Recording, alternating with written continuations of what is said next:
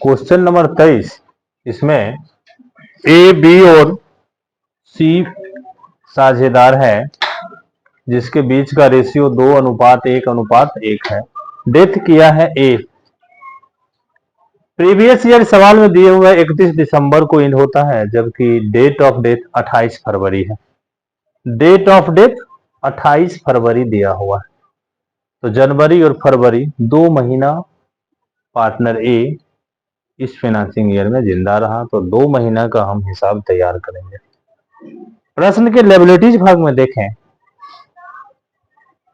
Profit and loss 3110 रुपया लिखे हुए और उसके नीचे लाइन लिखे हुए है लायबिलिटीज भाग में ही, before interest and salary charge है। ऐसा line, before interest on capital and salary charge liabilities भाग में है ऐसा लिखा हुआ कि नहीं?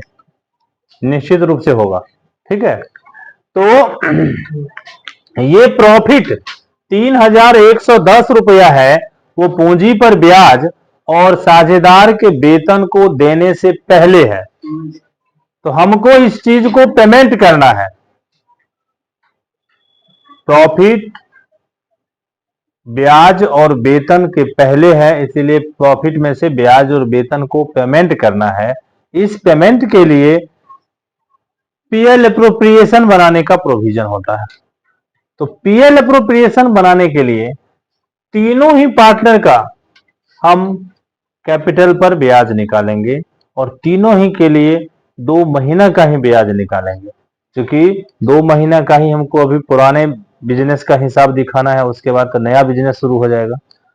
तो ए का 10,000 कैपिटल है 6% से 2 महीना का, बी का 6,000 कैपिटल है 6% से 2 महीना का, और सी का 5,000 कैपिटल है 6% से 2 महीना का।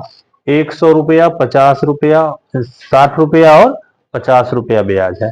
पीएल एप्रोप्रिएशन जो हम बनाते हैं, तो बाय बैलेंस बीटी जो हमारा प्रॉफिट है वो लिखे, और डेबिट में इंटरेस्ट ऑन कैपिटल तीनों पार्टनर का जो यहाँ कैलकुलेट हुआ वो लिखे। इसके बाद एडजस्टमेंट में पहला ही लाइन है, पढ़ेंगे कि बी और सी, सॉरी ए और बी 3,000 रुपया और 300 रुपया और 250 रुपया क्रमशः प्रति माह वेतन लेगा। ए और बी क्रमशः 300 रुपया और 250 रुपया प्रति माह के हिसाब से वेतन लेगा। इस फाइनेंसिंग ईयर में कितना महीना जिंदा रहा? 2 महीना।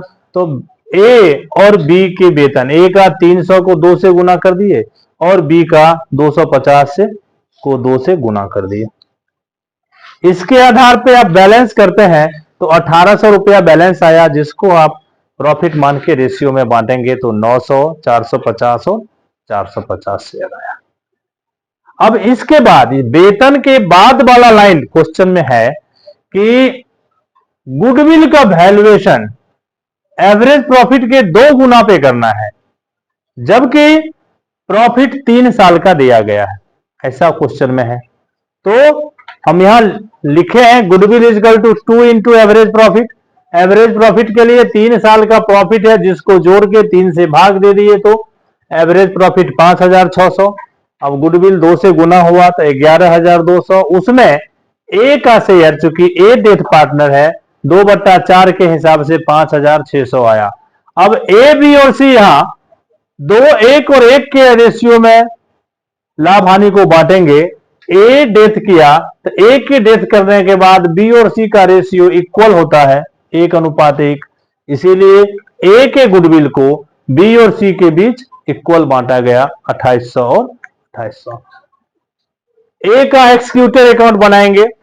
एक्सक्यूटर अकाउंट में balance BT 10,000, interest on capital, partner को जो हम सैलरी दिए हैं, रिवैल्यूएशन प्रॉफिट का हिस्सा, और ये गुडविल बी और सी के नाम पर।